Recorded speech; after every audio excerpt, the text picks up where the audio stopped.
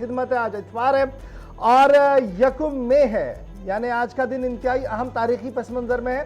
थोड़ी देर में अब आएंगे तो बताएंगे आपको तारीख में आज का दिन क्या है, लेकिन यौम मजदूर भी आज है, इसलिए आज उसके आसपास भी बड़ी खबरें आपको बतानी है। जनाब, प्रोग्राम आपने देखना शुरू कर दिया जी। सलाम जे के आपका मेज़बान इशफाक गौहर हाजिर खिदमत। और आज के प्रोग्राम में जहां बात जम्मू कश्मीर की होगी, दिल्ली की होगी, वहीं पर पाकिस्तान की भी खबर आपको बताएंगे कि नारे कहीं पर लगे लेकिन FIR कहीं और पर दर्ज हुई है। और इस FIR दर्ज होने के बाद पाकिस्तानी सियासत में क्या कुछ हलचल है, इस पर तफसील के साथ गुफ्तगू आपके साथ करेंगे, आपको बताएंगे कि अब क्या कुछ होने जा रहा है इधर जम्मू कश्मीर के अंदर। अगरचे अभी हदबंदी की रिपोर्ट अगले हफ्ते आने मुतवक्का है, लेकिन सियासी जमातों के अंदर गहमा गहमी और मीटिंग्स का सिलसिला तेज हो गया है। यहां तक कि किस उम्मीदवार को कहां से उतारना है, इस हवाले से भी गुफ्तगू तेज हो रही है। कहां पर यह सब कुछ चल रहा है, कहां किस किस पार्टी ने क्या कुछ किया है, आपके साथ डिटेल के साथ शेयर करेंगे हर एक बात को। लेकिन फिलहाल आपको बताते चले कि 3 पड़ावों पर प्रोग्राम होगा। आप और हम बात करेंगे 9:35 पर वक्त होगा जब हमारी फोन लाइन्स खुलेंगी। आप अपनी आवाज को बुलंद करेंगे, हुकूमत तक अपनी आवाज को पहुंचाएंगे और जवाबदेह बनाने की करेंगे कोशिश।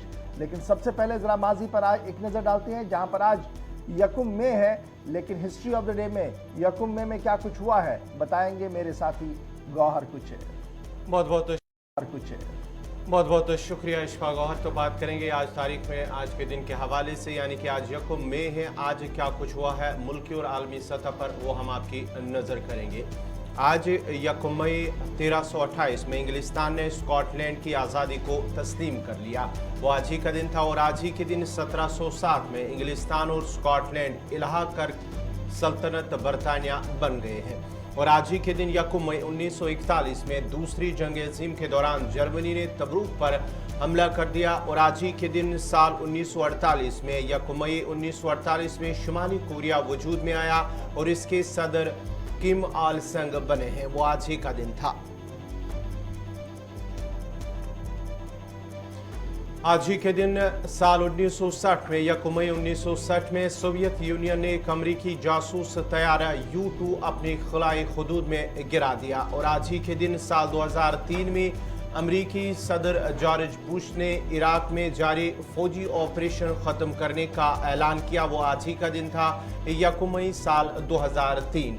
और आज ही के दिन यकुम मई 1951 में जर्मनी में 6 लाख अफराद ने अमन और आज़ादी के हक में मुजाहरा किया। और आज ही के दिन 1715 में, यानी कि यकुम मई 1715 में ईरान ने स्वीडन के खिलाफ जंग का ऐलान किया है। तो ये थी चंद कुछ अहम बातें जो हमने आपके साथ शेयर की है आज के दिन, यानी कि तारीख में आज क्या कुछ हुआ है मुल्क में और साथ ही साथ दुनिया के अंदर क्या कुछ हुआ, वो हमने आपके सामने रखा है। बाज़ाब्ता तौर पर अब खबरों का पिटारा खोलेंगे, खबरों की शुरुआत करेंगे इशफाक गौहर। चलिए जनाब, खबरों की सफर का करते हैं आगाज। हिस्ट्री ऑफ द डे तो आपके सामने रख दिया। यौम मजदूर है आज, आपको बहुत बहुत मुबारक हो, क्योंकि एक तवील जदोजहद है जी इसकी। और आज उनके हकूक़ पर भी थोड़ी सी गुफ्तगू ज़रूर करेंगे थोड़ी देर में जब श्रीनगर चलेंगे।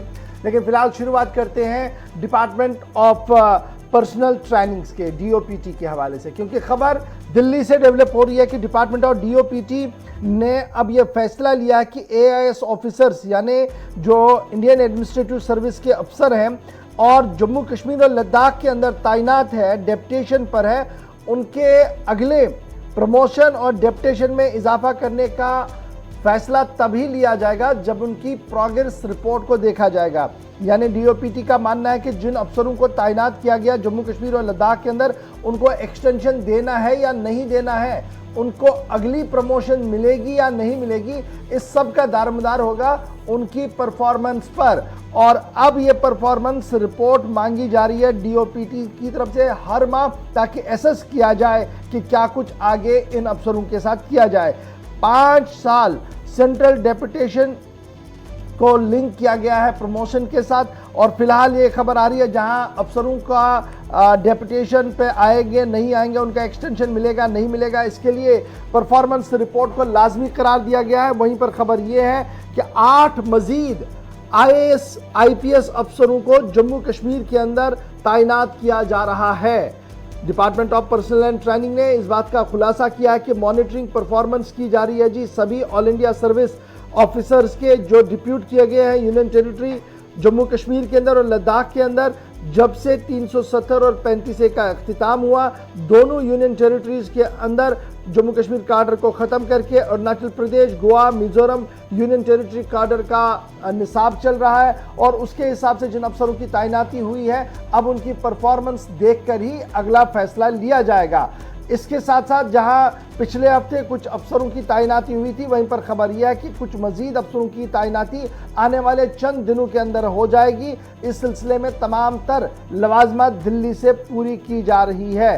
पिछले साल मरकजी वजारत दाखिला ने सभी जो IAS ऑफिसर्स हैं उनसे ये दरख्वास्त की थी कि अगर वो जम्मू कश्मीर आना चाहते हैं तो वो प्रॉपर चैनल के ज़रिए से अपनी जो दरख्वास्तें हैं उन्हें मूव करें। और अब खबर ये आ रही है कि जम्मू कश्मीर से जिन लोगों ने क्वालिफाई किया था IAS और दीगर रियासतों के इस वक्त अंदर काम कर रहे हैं, उन्होंने दरख्वास्तें जमा करवाई हैं और उसमें सिक्योनाइज किया जा रहा है कि जिन जिन की लवाजमात पूरी होंगी उन्हें जम्मू कश्मीर के अंदर तैनात किया जा सकता है। जम्मू कश्मीर के अंदर एट प्रेजेंट सैंक्शन स्ट्रेंथ जो है वो 137 IAS ऑफिसर्स हैं और ये बढ़कर अब और आगे बढ़ेगी आने वाले चंद दिनों के अंदर अंदर। इस तरीके की बात जो है DOPT की तरफ से साफ कही जा रही है और ये साफ किया जा रहा है कि जब से AGMUT कार्ड लगाया गया है उसके बाद से कई नए मौके भी अफसरों को मिल रहे हैं। तो ये अफसरशाही का निज़ाम इसलिए बड़ी खबर के तौर पर हमने लिया है क्योंकि आपको याद होगा कि सिविल सेक्रेटरीट से लेकर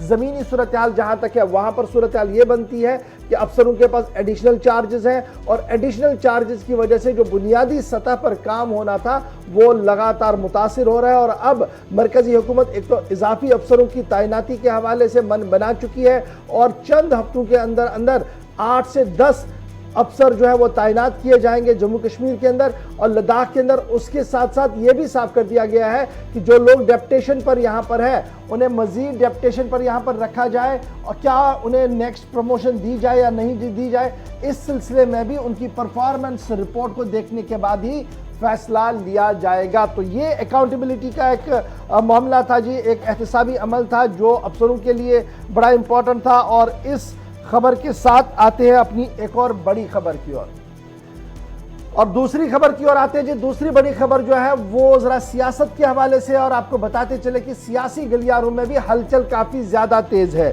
और सियासी गलियारों में इस वक्त ये हलचल ये है कि इसी हफ्ते यानी अगले हफ्ते से जहां हदबंदी कमीशन की रिपोर्ट सामने आने है वहीं पर खबर ये है कि जम्मू कश्मीर के यूनियन टेरिटरी के अंदर इंतखाबी दंगल शुरू होने से पहले कोर कमेटी का इजलास भारतीय जनता पार्टी की तरफ से तलब किया गया था और उस कोर कमेटी इजलास के अंदर कई अहम फैसले लिए गए हैं। एक तो बुनियादी मामले पर जो एक बड़ा एंटी इनकम्बेंसी इस वक्त बीजेपी के सामने है वो पावर क्राइसिस है, डेलीवेजर्स का मामला है, अकाउंटेबिलिटी का फुकदान है, डेवलपमेंट को लेकर तरह तरह की बातें हो रही है जम्मू और कश्मीर के अंदर।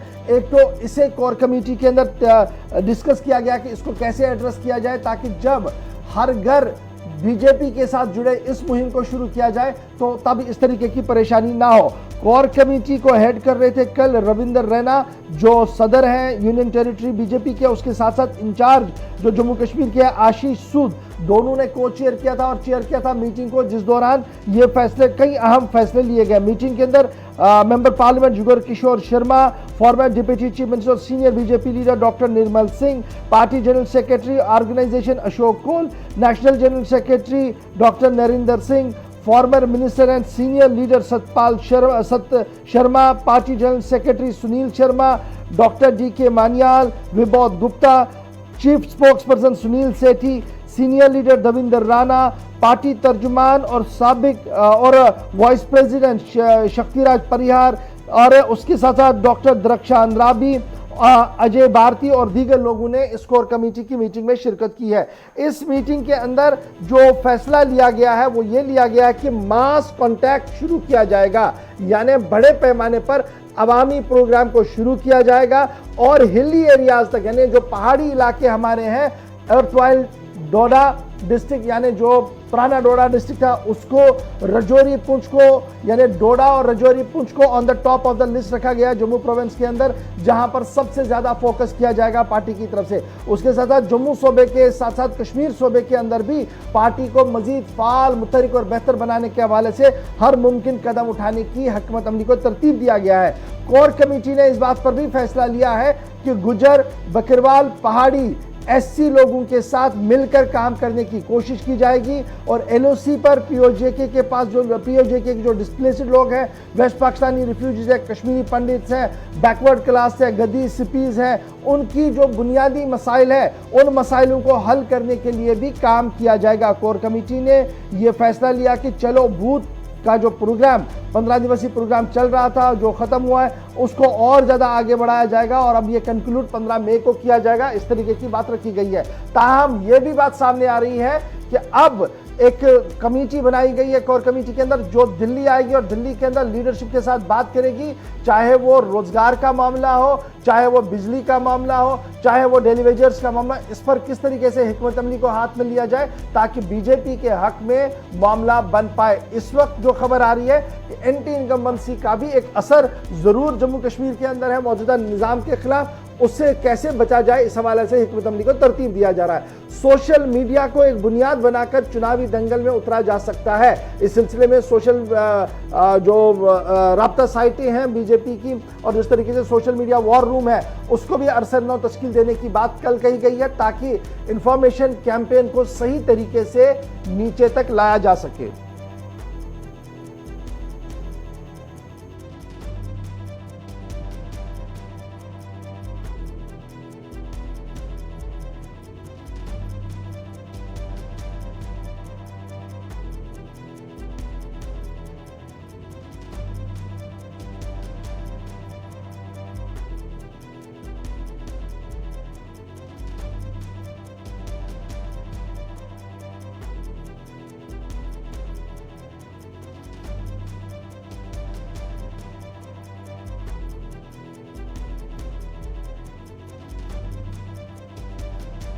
ज़रा बात करेंगे जहां आज यौम मज़दूर मनाया जाता है आलमी सतह पर, उस हवाले से बात करेंगे कि आज जहां पर यौम मज़दूर मनाया जाता है वहीं पर यौम मज़दूर सरकार की कारकर्दगी पर भी सवाल उठे हैं और सरकार की जानिब से जो सीएजी की जानिब से जो शिकायत आई है, सीएजी की जानिब से जो महकमा है लेबर एम्प्लॉयमेंट महकमा, उसकी कारकर्दगी पर सवाल उठे हैं। उनका मानना है कि जो भी मरकज़ी सरकार की जानिब से इस महकमे में मुतारिफ की गई कुछ स्कीमें हैं मज़दूरों को फ़ायदा पहुंचाने के लिए ज़मीनी सतह पर उन्हें सही तरीके से नहीं अमलाया गया और साथ ही साथ जो रुकूमात फराहम किए गए हैं वो मेहनत कशों तक सही तरीके से नहीं पहुँचे। इस सिलसिले में उनके खिलाफ जो है वो एक जो डिपार्टमेंट है उसकी कारकर्दगी पर ही इस हवाले से सवाल उठे हैं। उनका मानना है कि 622 करोड़ रुपए जो है वो तकसीम नहीं हो पाए हैं। ये सीएजी की रिपोर्ट में खुलासा हुआ है, इंकिशाफ हुआ है कि जो भी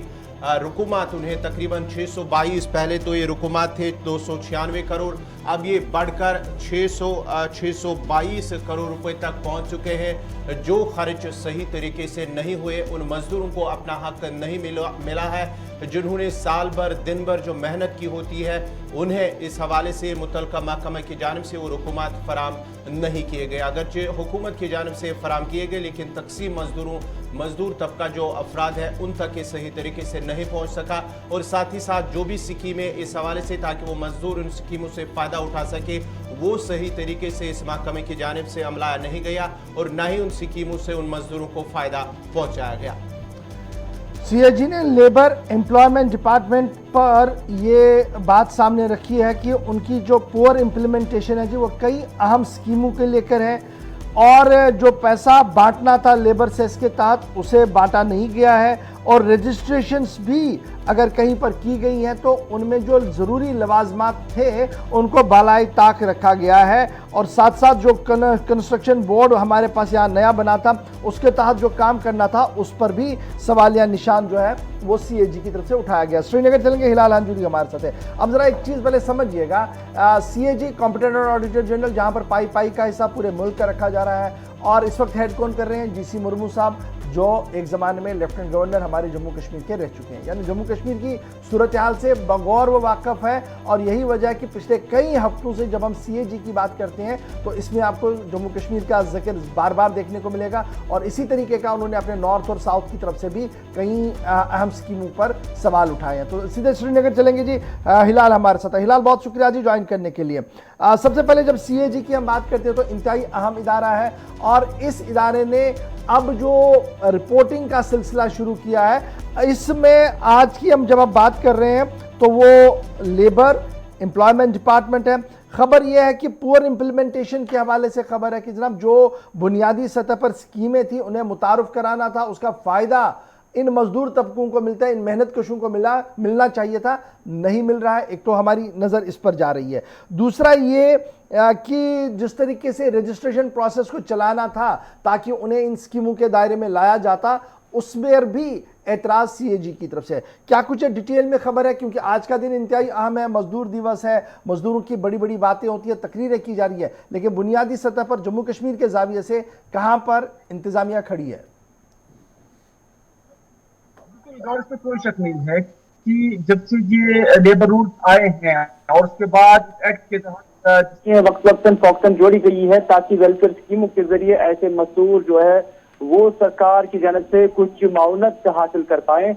लेकिन उसमें साथ ही साथ हमने देखा कि साल 2015 के बाद या साल 2016 के बाद जब से ऑनलाइन प्रोसेस भी शुरू हो चुका है, तब से इन मजदूरों के लिए जो क्राइटेरिया है उसको भी बढ़ा दिया गया है और इसकी रजिस्ट्रेशन जो है वो ऑनलाइन भी कर दी गई है। और आपको याद होगा कि पिछले 2 सालों के अंदर इस ऑनलाइन प्रोसेस में डिले भी हुआ है, जिसके नतीजे में काफी परेशानी ऐसे लोगों को उठाना पड़ा है।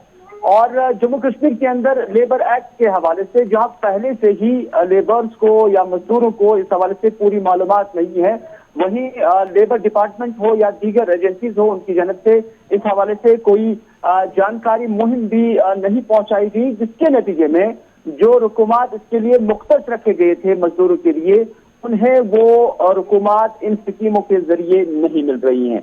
बल्कि पहले से ही जो कुछ मजदूर इसके साथ रजिस्टर्ड है, खासतौर पर तरखान आते हैं या कंस्ट्रक्शन वर्क के साथ जो मजदूर होते हैं, वही इसके साथ जब वाबस्ता होते हैं वही ये चीजें हासिल कर पाते हैं। लेकिन बाद में इसमें कुछ चीजें बढ़ा दी गई थी और दायरे इख्तियार बढ़ा दिया गया था। लेकिन अभी तक भी जिस तरह से CAG की ये रिपोर्ट आई है उसमें ये वजाहत हो गई है कि अब इसमें काफी इजाफा हो गया है कि जो अनस्पेंड पैसे रह गए हैं। तो हम जब देखते हैं ये CAG की रिपोर्ट साल 2020 में लगभग 6 अजला में उधमपुर, रियासी, किश्तवाड़, कुलगाम, बारामूला और कुपवाड़ा में फलाही सरगर्मी की तासीर का जायजा लेने के लिए एक ऑडिट किया गया, जिसमें जम्मू कश्मीर के अजला ये बताते हैं कि जम्मू कश्मीर में जमाशुदा सेस रुकनीत की जो रजिस्ट्रेशन है और जो तजदीद की फीस थी और बैंकों में जो रखे गए गैर खर्चशुदा फंड पर हासिल होने वाला सूद जो है उसमें इजाफा हो गया है। और इसके साथ ये भी बताया जा रहा है कि CAG ने जो निशानदेही की है उसमें यह भी बताया गया है कि बोर्ड ने साल 2013-14 में अपने मालियाती गोशवारे तैयार नहीं किए थे, नंबर 1। नंबर 2 की जो जमाशुदा सेस था उसमें मेंबरशिप फीस का जो गैर खर्चशुदा फंड मार्च 2016 के आखिर में 296.19 था, वो बढ़कर मार्च 2020 में 622.5 करोड़ हो गया है। यानी इसमें काफी जो है इजाफा हो गया है और लगभग अगर देखा जाए तो 60% के हिसाब से इसमें इजाफा हो गया है, जिसकी निशानदेही खुद इन्होंने की है। नंबर 3, जो रजिस्ट्रेशन होती है ऐसे मजदूरों की, उन मजदूरों की रजिस्ट्रेशन के लिए जो रिक्वायरमेंट है, जो नेसेसरी सर्टिफिकेट्स है, वो भी हासिल नहीं की गई हैं। अगर आप देखेंगे कि वो सर्टिफिकेट कैसे हासिल करनी है, कैसे R&B डिपार्टमेंट इसकी सर्टिफिकेट से जारी करता है और उसके साथ साथ उन्हीं के साइन एंड सिग्नेचर से वो सर्टिफिकेट बनती है, तो वो भी एक मुश्किल तरीन जो मरहला है जिससे हमारे मजदूर नहीं गुजर पाते हैं। नतीजा ये है कि फिर अब डिपार्टमेंट ने भी उसे इजी लिया हुआ है और बहुत सारे ऐसे केसेस हैं उनकी वो सर्टिफिकेट मौजूद नहीं है, जिसकी वजह से उनकी रजिस्ट्रेशन फिर भी उसके बावजूद हुई है, जिसकी निशानदेही यहाँ पर खुद जो कंट्रोलर ऑडिटर जनरल है उनकी जानब से की गई है।